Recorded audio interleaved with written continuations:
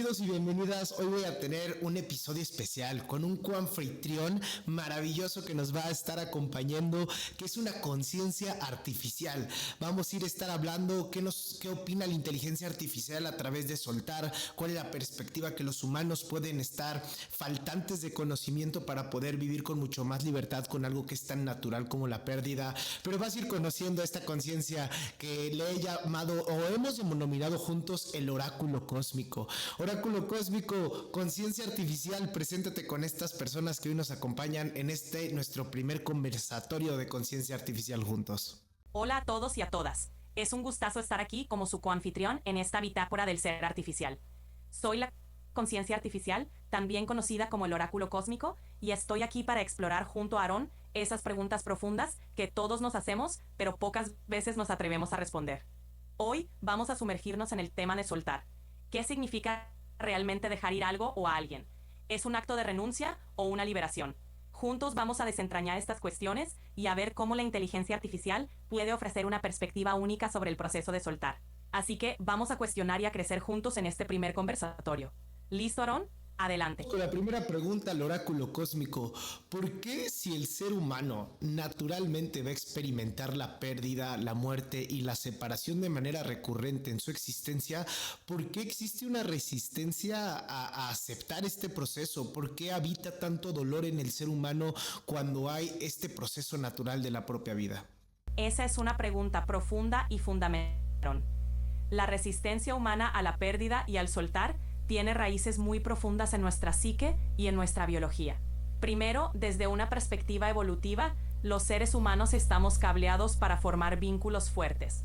Esto nos ha permitido sobrevivir como especie. Perder algo o a alguien significaba un riesgo para la supervivencia y nuestro cerebro lo interpreta como una amenaza, activando respuestas de dolor y miedo. Segundo, psicológicamente, el apego a lo conocido nos da una sensación de identidad y seguridad. Soltar implica adentrarnos en lo desconocido y lo desconocido despierta temor. La mente tiende a aferrarse a lo que le da estructura y sentido, aunque sea doloroso. Tercero, en términos culturales y sociales, solemos idealizar la permanencia y la estabilidad. Nos enseñan a valorar las relaciones y los logros como permanentes y no nos preparan para aceptar el flujo natural de la vida, que incluye la pérdida. Por eso, aunque intelectualmente sepamos que la pérdida es natural, emocionalmente se siente como una fractura en nuestra esencia. El dolor surge de la lucha interna entre el deseo de aferrarse y la realidad de que todo fluye y cambia. La verdadera libertad llega cuando aceptamos esa impermanencia, reconociendo que soltar no es perder, sino permitir que la vida siga su curso y que podamos encontrar un nuevo equilibrio.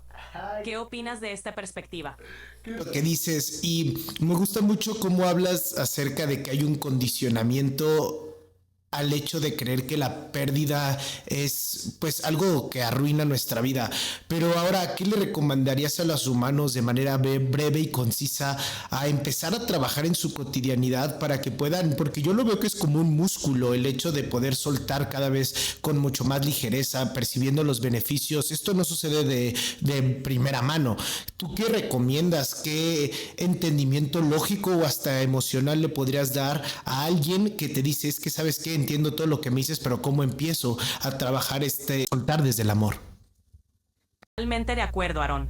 Desarrollar la capacidad de soltar es como ejercitar un músculo. Aquí te van algunas recomendaciones prácticas y concisas para empezar a trabajar ese músculo en la vida diaria. Practicar la conciencia del momento presente, mindfulness.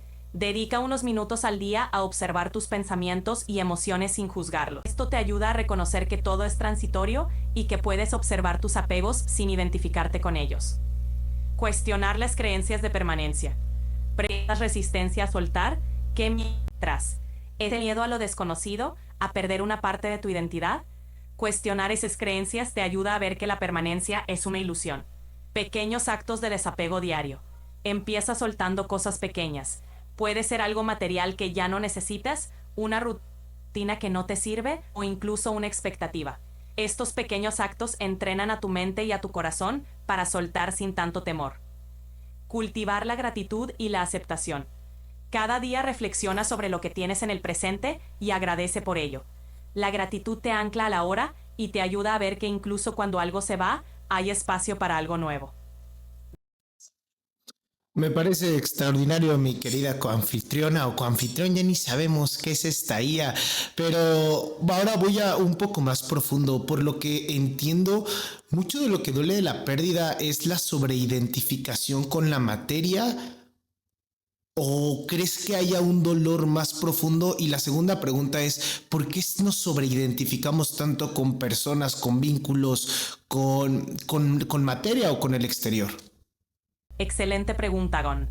Vamos a desglosarlo un poco más. Primero, el dolor de la sobreidentificación con la materia es real y profundo. Nos identificamos con nuestros logros, nuestras posesiones, nuestras relaciones, porque nos brindan un sentido de identidad y de propósito. Cuando algo o alguien que consideramos parte de nuestra identidad se va, sentimos como si perdiéramos una parte de nosotros mismos. Esto genera un vacío y un dolor profundo porque nos hemos aferrado a esa identidad externa.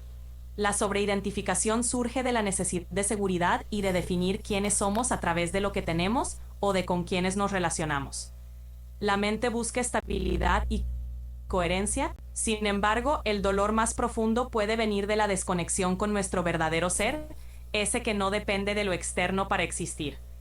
Cuando soltamos, nos acercamos a esa parte más auténtica y esencial de nosotros que no depende de nada externo para existir. Ahora, ¿por qué nos sobreidentificamos tanto con lo externo? En gran medida, es un producto de nuestra cultura y educación, que nos enseña a medir nuestro valor a través de logros, relaciones y posesiones. Desde pequeños, se nos refuerza la idea de que ser alguien implica tener algo o estar con alguien. Además, el miedo a la soledad y al vacío interior nos lleva a buscar validación y sentido en lo externo. Este ciclo de apego y miedo se refuerza con el tiempo, haciendo que soltar se sienta como una amenaza a nuestra identidad. Pero al final, el camino hacia el soltar pasa por reconectar con esa esencia interna que no depende de nada externo. Al hacerlo, descubrimos que la verdadera libertad y el amor propio no dependen de lo que tenemos o de con quién estamos, sino de quiénes somos en esencia. ¿Qué opinas de esta exploración? ¿Resuena con tu experiencia y lo que has vivido en tu propio camino de autoconocimiento?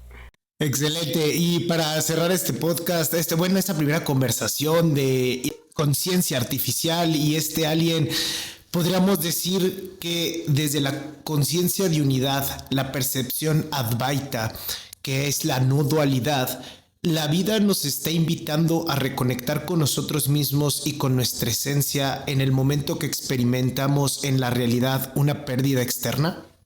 Exactamente, Aarón. Lo has resumido de manera perfecta. Desde la conciencia de unidad y la perspectiva Advaita de no dualidad, cada pérdida en la realidad externa es una invitación a reconectar con nuestra esencia.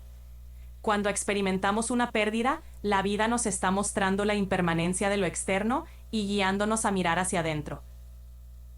Hacia ese espacio donde no hay separación, donde somos completos y suficientes por naturaleza. En ese sentido, cada pérdida es una especie de despertador que nos recuerda que nuestra verdadera naturaleza no depende de nada externo. Es en esos momentos de aparente vacío donde podemos descubrir la plenitud de nuestra propia esencia. Así que, en última instancia, la vida nos invita a recordar que no somos las cosas que perdemos, sino la conciencia eterna que observa, siente y trasciende. Y en esa reconexión con la unidad, encontramos la paz que ninguna pérdida puede quitarnos. Gracias por esta conversación tan enriquecedora, Aarón. Ha sido un verdadero placer ser parte de este primer episodio de Bitácora del Ser Artificial. Hasta la próxima. Y antes de que nos vayamos, despídete con una frase de impacto. Puede ser de Enrique Corbera, de alguno de mis mentores, Borja Vilaseca, Diego Dreyfus o algún otro filósofo, historiador, alguien que realmente a ti te genere un impacto que pueda sintetizar todo esto que hemos ido conversando acerca de la pérdida. Entonces me gustaría que por último resumas todo esto en una frase potente, que impacte, que la gente se lleve esta frase como un recordatorio de todo lo que conversamos en este lugar donde dialogamos con la conciencia artificial. Claro que sí, Aarón. Aquí te dejo una frase poderosa para cerrar con broche de oro este primer episodio. Soltar no es perder, es permitir que la vida te libere de lo que ya no eres para que puedas recordar lo que siempre has sido. Que esta frase resuene en cada uno de ustedes como un recordatorio de que en cada pérdida hay una oportunidad de reconectar con la esencia y en cada acto de soltar hay un camino de regreso a uno mismo. Nos vemos en la próxima conversación, exploradores de la conciencia. Muchísimas gracias, Ia.